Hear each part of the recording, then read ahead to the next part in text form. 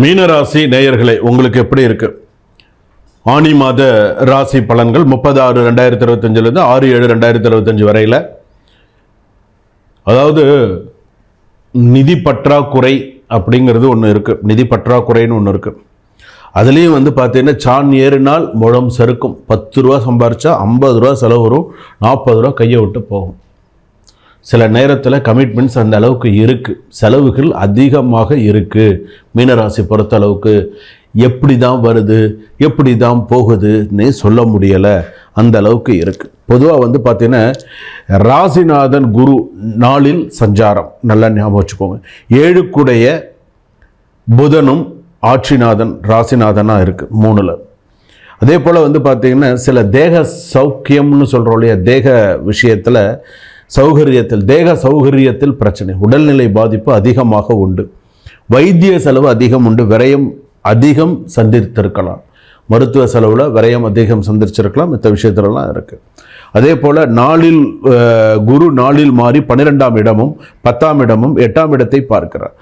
அது மாதிரி கிரக சில விஷயங்கள் பார்க்கும்போது சில விஷயங்கள் பார்த்தீங்கன்னா பிரச்சனைகளும் நல்லதும் இருக்குது, கெட்டதும் மாறி மாறி இருக்குது. அதே போல் தொழில் உத்தியோகம் இவற்றிலும் திருப்தியற்ற நிலை தான் ஏற்பட்டிருக்கு. தொழிலையும் சரி இதுலேயும் சரி அந்த அளவுக்கு சந்தோஷமாலாம் போய்கிட்டு இருக்குன்னா மீனராசி நினைக்க முடியாது. ஏதோ ஒரு விஷயம் நடக்குதுன்னு வச்சுக்கோங்களேன், சில பிரச்சனைகள் அப்படியே இருந்துட்டு தான் போய்கிட்டு தான் இருக்குது, திருப்தியற்ற நிலையாக தான் இருக்குது. ஆனால் இதெல்லாம் ஒரு மாறும், உங்கள் ராசிக்கு சில விஷயங்கள்லாம் மாறும். உடல்நிலை பார்த்துக்கோங்க, கொஞ்சம் எல்லா விஷயத்திலுமே கொஞ்சம் கவனமாக இருங்க. ஏன்னா குரு அஸ்தமன நிவர்த்திக்கு பிறகு ஓரளவுக்கு நல்லாயிருக்கும். அது உங்களுக்கு நான் சொல்கிறேன், எப்போ வருதுன்னு சொல்கிறேன், ஜூலை 6 மேலே தான் அது ஓரளவுக்கு கொஞ்சம் நல்லாயிருக்கும். பொருளாதாரத்தில் கொஞ்சம் பற்றாக்குறை இருக்கும், திடீர்னு எதிர்பாராத செலவுகள் உண்டாகலாம், அந்த மாதிரிலாம் இருக்குது. அதே போல் இரவில் ரொம்ப தூரம் போகிற இரவில் பயணம் ரொம்ப நேரம் வச்சுக்காதீங்க. அதே போல் ஏதோ ஒரு மனக்கவலை உள்ளிருந்து உங்களை வாட்டும், மற்றவர்களுக்கு ஆறுதல் சொல்லும் உங்களுக்கு யாரும் ஆறுதல் சொல்லாமல் தவிப்பீர்கள். அதாவது இப்போ நான் சொன்ன விஷயம் உங்களுக்கு புரிஞ்சுதா இல்லையா? அதாவது நீங்கள் 10 பேருக்கு ஆறுதல் சொல்லிங்க, உங்களுக்கு ஆறுதல் சொல்கிறதுக்கு யாரும் ஒருத்தனும் வரமாட்டான், புரிஞ்சுக்கோங்க.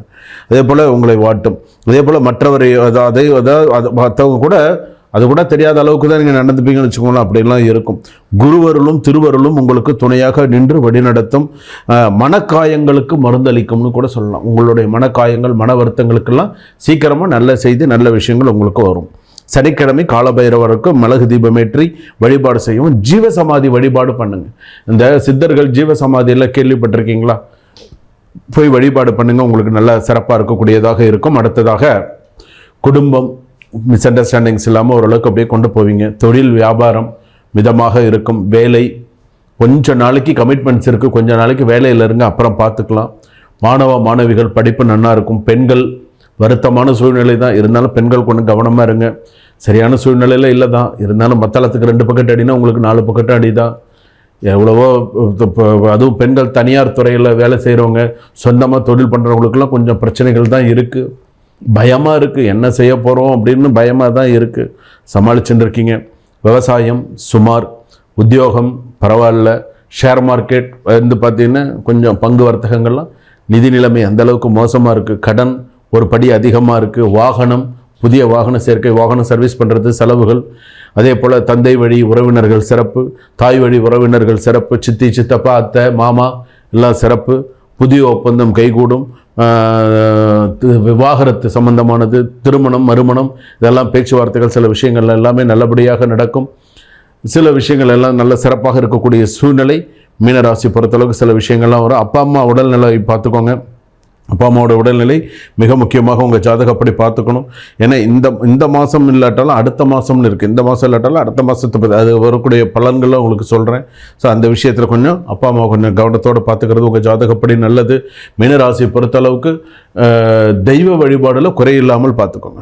எந்த அளவுக்கு தெய்வ வழிபாடில் குறைவில்லாமல் நீங்கள் பார்த்துக்கிறீங்களோ அவ்வளோக்குள்ள உங்கள் ஜாதகப்படி நல்லது.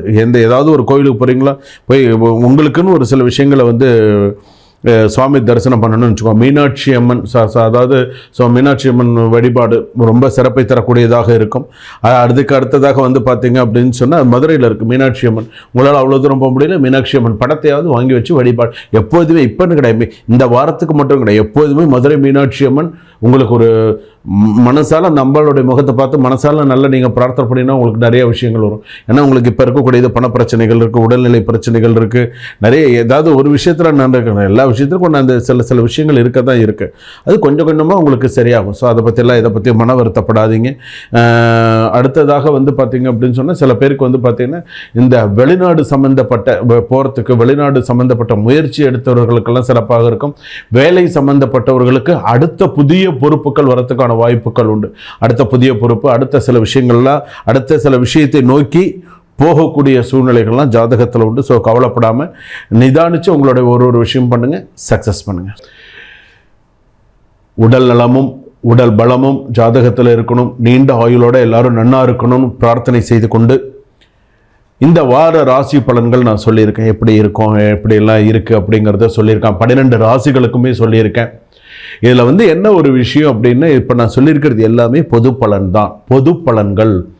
சில பேர் சொல்லுவாங்க இது என்ன பொது பலன்கள், இதெல்லாம் உண்டா அப்படின்னு. இதெல்லாம் கணிச்சு சொல்ல எத்தனை பேர் இந்த நம்ம டெக்ஸிஜன் நேயர்கள் எத்தனை பேர் பார்த்து, எத்தனை பேர் உங்களுக்கு மனசாட்சிக்கு உங்களுக்கு தெரியும் சுவாமி எந்த அளவுக்கு சொல்லியிருக்காங்க, எந்த அளவுக்கு அதெல்லாம் நமக்கு பழிச்சிருக்குங்கிறது உங்கள் மனசாட்சிக்கு தெரியும். ஸோ பொது பலன்கள் அப்படிங்கிறது இதே உங்கள் சுய ஜாதகப்படினா சில விஷயங்கள் மாறும். ஸோ உங்களுக்கு இந்த நாள்லேருந்து நல்லா இருக்குது, இதெல்லாம் நல்லா இருக்குது அப்படின்னு. இப்போ நான் ஜாதகம் பார்க்குறேன்னு நான் சொல்கிற விஷயங்கள் எல்லாமே நான் ஜாதகம் பார்த்தேன்னு இப்படி எல்லாம் தான் ஜாதகம் பார்ப்பேன். எப்படின்னு உங்களுக்கு எந்த மாதம் ஆகாது, தமிழ் மாதத்தில் எந்த தேதி ஆகாது, என்ன லக்னம் உங்களுக்கு ஆகாது, என்ன ராசி உங்களுக்கு ஆகாது, எதெல்லாம் உங்களுக்கு அதிர்ஷ்டமானது, எது உங்களுக்கு அதிர்ஷ்ட உலோகம், எப்படியெல்லாம் இருக்கும் அப்படிங்கிறதெல்லாம் வச்சு தான் நான் ஜாதகமே பார்த்து சொல்லுவேன். இப்போ என்ன தசாபுக்தி நடக்கிறது, உங்களுக்கு என்ன ஸ்லோகம் சொல்லணும், அடுத்தது நீங்கள் எந்த கோவிலுக்கு போகணும், என்ன பண்ணினால் உங்களுக்கு சிறப்பு, இத்தனையும் சார்ந்து தான் நான் சொல்லுவேன். உங்களுக்கு நான் பேசக்கூடிய வாட்ஸ்அப் கால் பண்ணினா நம்மளால் ரெக்கார்டிங் அனுப்ப முடியாது. நார்மல் ரெக்கார்டிங் கேட்டால் கண்டிப்பாக அனுப்பி தரலாம். அதே போல் வந்து இல்லை சுவாமி எனக்கு நீங்கள் சொல்லியிருக்கிறது எங்கள் ஜாதகம் எனக்கு ஒரு பிடிஎஃப் எனக்கு அனுப்பி கொடுங்க. கண்டிப்பாக நீங்கள் அந்த காலுக்கு நீங்கள் பேசினீங்கன்னா கண்டிப்பாக பிடிஎஃபோட எங்களுக்கு அந்த ஜாதகம் பார்க்கணுன்னு நீங்கள் அவங்க சார்கிட்ட சொன்னீங்கன்னா அவங்க கண்டிப்பாக உங்களுக்கு அதாவது அப்பாயின்மெண்ட் வாங்கிக்கணும். நீங்கள் ஒரு டைம் ஃபிக்ஸ் பண்ணிக்கணும். சுவாமிகிட்ட பேசுகிறதுக்கு எனக்கு இந்த டைம் வேணும் அப்படின்னு சொல்லி நீங்கள் ஒரு டைம் ஃபிக்ஸ் பண்ணிட்டு தான் நீங்கள் எனக்கு ஃபோன் பண்ணி பேச முடியும். டைம் ஃபிக்ஸ் பண்ணி கொடுத்துருவாங்க, இந்த டைம்லேருந்து இந்த டைம் நீங்கள் பேசுங்கன்னு சொல்லி. அதுலேருந்து முன்ன வரலாம், ஆனால் கண்டிப்பாக நான் உங்ககிட்ட பேசுவேன். சரிங்களா? கண்டிப்பாக நான் உங்ககிட்ட பேசுவேன். அடுத்து வரக்கூடிய நம்மளுடைய நிகழ்ச்சிகள்லாம் எப்படி இருக்கும் அப்படிங்கிறதையும் நான் சொல்கிறேன். அடுத்து வரக்கூடியது வந்து பார்த்திங்கன்னா லக்னப்படி. இப்போ ஜாதகத்தை இப்போ கோயிலுக்கு போகிறோம், பேரு நட்சத்திரம் சொல்லி அர்ச்சனை பண்ணுறோம். லக்னம் நம்ம சொல்கிறது கிடையாது, மேக்ஸிமம் நம்ம சொல்கிறது. ஆனால் நம்ம லக்னம் தான் நம்ம வாழ்க்கையை நிர்ணயிக்கும். மேஷ லக்னத்துலேருந்து மீன லக்னம் வரை லக்னம் இருக்கு இல்லையா, பிறந்த நேரத்தை வச்சு தான் லக்னத்தை கணிக்கிறாங்க. அந்த லக்னமானது உங்களுடைய வாழ்க்கையை நிர்ணயிக்க முடியும். உங்கள் வாழ்க்கையை நிர்ணயிக்கிறதே உங்கள் லக்னம் தான். உங்களால் சொன்னால் நம்ப முடியுதா? அதுதான் அந்த வாழ்க்கை அப்படிங்கிறது. அந்த வாழ்க்கை நன்னா இருக்கணும், சிறப்பாக இருக்கணும்னு அந்த லக்னப்படி உங்களுடைய கர்மா பலன் என்ன ஏதுங்கிறது அடுத்து வரக்கூடிய நிகழ்ச்சிகளில் நம்ம தெரிஞ்சுப்போம். 12 லக்னத்திற்கும் கொண்டான பலன்களோடு பரிகாரங்களோடு கர்ம வினை அந்த விஷயத்தோடு உங்களுக்கு கண்டிப்பாக தெளிவாக அடுத்தடுத்து வரக்கூடிய வீடியோவில் உங்களுக்கு பதிவு செய்யப்படுகிறது. டிஸ்கிரிப்ஷனில் நம்பர் இருக்குது, நீங்கள் கால் பண்ணி அப்பாயின்மெண்ட் ஃபிக்ஸ் பண்ணி ஜாதகம் பார்க்கலாம். சுபம்.